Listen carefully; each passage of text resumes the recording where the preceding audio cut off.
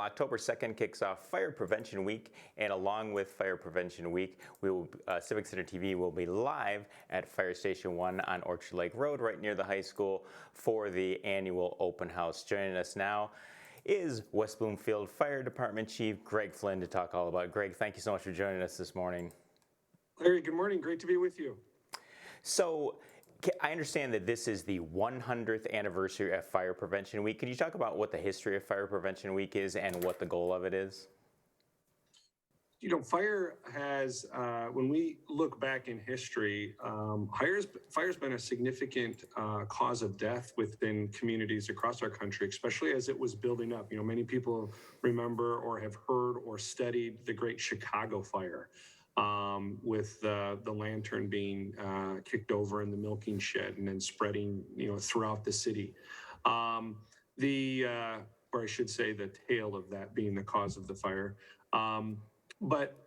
We look at fire in the United States differently than other countries do, Larry. We see fire as kind of an accident, something that just happened. And I think that disconnect between bringing accountability and responsibility for how we handle fire within our homes and within our communities really shapes our attitude towards that and towards prevention.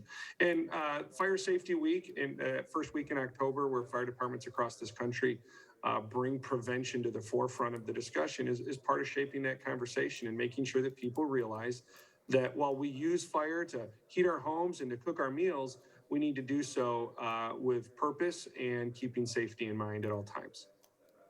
So as the forecast looks like on Thursday, we're going to start getting some colder weather, and with that brings people turning their furnaces on, using their fireplaces. Could you talk about when the weather starts to change and these things start to be utilized, what people need to keep in mind as far as fire safety?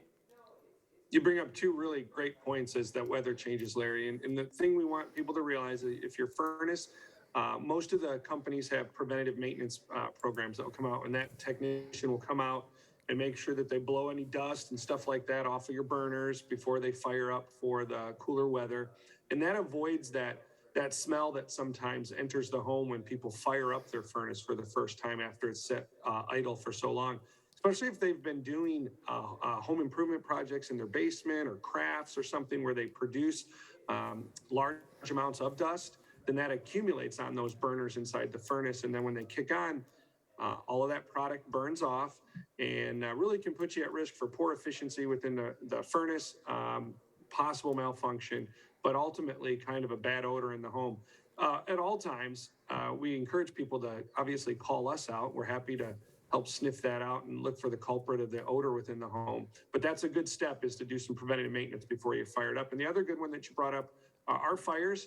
And we want to make sure that people understand that that you open the flue. That inevitably happens a couple times every year, where someone gets the fire all set and they light that newspaper, that fire starter, and suddenly the smoke is filling the room because they forgot to open the flue and allow that smoke to go out. So I always encourage people to just light that one piece of paper just to test that there's a good draw going up the flue before you light everything else on fire, and getting the chimney sweep out to check the status of your chimney and make sure there's no creosote or buildup inside of that chimney really sets you up for just an enjoyable season of enjoying your fireplace in your home. You brought up when you turn the furnace on for the first time, the different smells. It's always one of those things where you're like, is this a normal smell? Is this what it should smell like?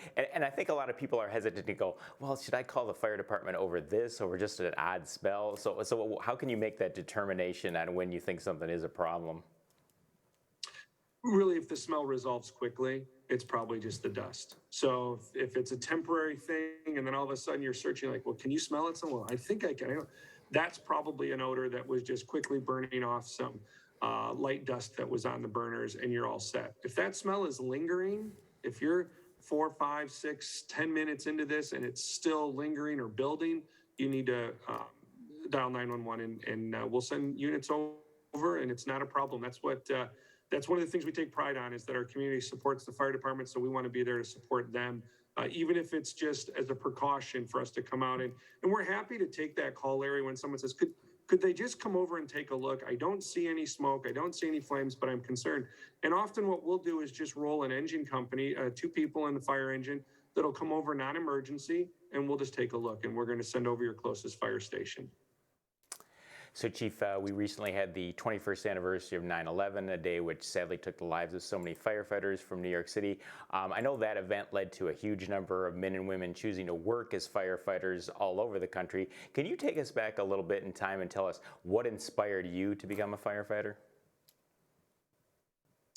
Well, I started at a very young age.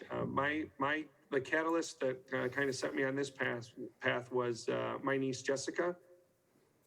She had a seizure as a baby, and I just remember I come from a big family, and we were all there. And my sister-in-law yelled from her where she was in her crib, and we all went in, and there she was having a seizure and turning blue, and everybody was scared, and we stood there, and we didn't know what to do. And well, we did call 911, and within just a few short minutes, a firefighter showed up that was trained as an EMT as well, and quickly was able to clear her airway and get her on her side. And as the seizure subsided, she started to breathe again, and I was just in awe of the calm that he brought to the situation. And I said at that point, that's what I want to do. And I set out on that path. I was probably maybe a freshman in high school at that point.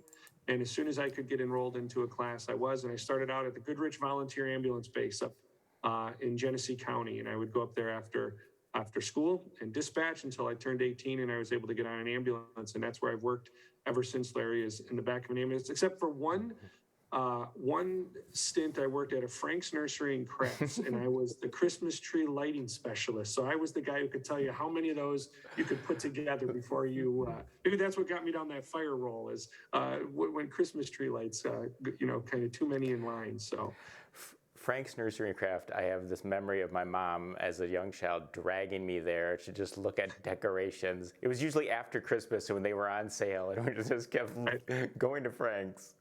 There are so many people right now that have never even seen one of those that are listening to this, but there is going to be an audience too that has fond memories of it, like you and I as well. But that whole time in my kind of early years, my formative years in this whole public safety area, I wouldn't change it. It really shaped where I was going.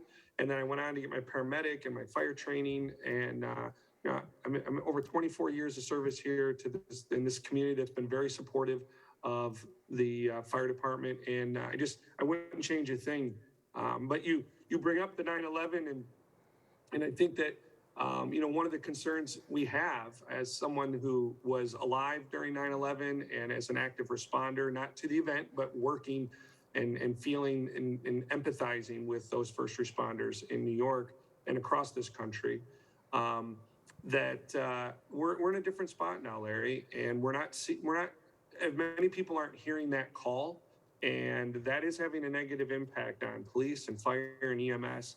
You may have seen some social media campaigns put out by the state trying to incentivize and bring awareness to these job opportunities as EMTs and paramedics and firefighters and police officers. And I appreciate the opportunity that you continue to highlight that, and your team highlighting that, because it's important that our community have first responders that are dedicated and really want to be doing these jobs. So if we do have anyone in the audience who is interested in being a firefighter, or they have friends or relatives who might be, what are the first steps they can take to make that happen? I think one of the first steps is just come see us. Call us over here at Fire Headquarters, 248-409-1505, and set up an opportunity to come in. And I'd love to chat with someone that's going down that path of looking at public safety. I'm sure our friends over at the police department would have a similar response and be willing to talk to the youth and what it means, because I think that there's a difference between this narrative that you see in national media about what it means to be a firefighter or a police officer or a paramedic, and the narrative that is local and what it's like to be a police officer or a firefighter or paramedic here in West Bloomfield or in southeastern Michigan. And that's important to keep in mind. There's some great programs here through Oakland Community College, through the Fire Academy and the EMT Academy and the Police Academy. So there's local programs and there's local support. And I think you're even going to find there's going to be more support in the years to come through our township board as they start to really incentivize people coming in with less training and we train them up to the level that they need to be to fully integrate into our team. So, Chief, we mentioned at the onset here the big fire station open house is coming up. Can you tell everyone when and where that will be held, and what can local visitors expect to find there? This will be, I think, my 24th fire open house, and I'm not certain that I've missed one of those over the years. It's one of my favorite days out of the year. October 2nd, Fire Station 1, right in front of the high school. Parking will be at the high school. There's not any ability to park there because we're going to use every bit of space that we have to do the demonstrations and show how we extricate from a vehicle or the kitchen fire. And there'll be all kinds of interactive things for the kids to do too. There'll be a shuttle from our friends at Parks and Rec, and so people, if they can't make the walk or just would rather have a shuttle over, and they'll drop them right off at the fire station. It really is just a great opportunity, young and old, to revisit what it means because fire is everyone's fight. And it's not just the firefighters in the community, it's everyone within the community. And when we all have a better working understanding of that, Larry, it just makes the community safer because fire is devastating. The smoke, the damage, the water, everything that goes into it's devastating to a family when it strikes. So if we can minimize that risk, I would love to report, Larry, one time we had 0 fires in West Bloomfield. I would love to give that report, but unfortunately, we're just not there yet, so we need to continue the fight. Well, Chief, we will be broadcasting live with our own Dave Scott and Tyler Keefe on site, and we will see you at the open house. And thanks so much for joining us this morning. You're very welcome. Have a great day, Larry.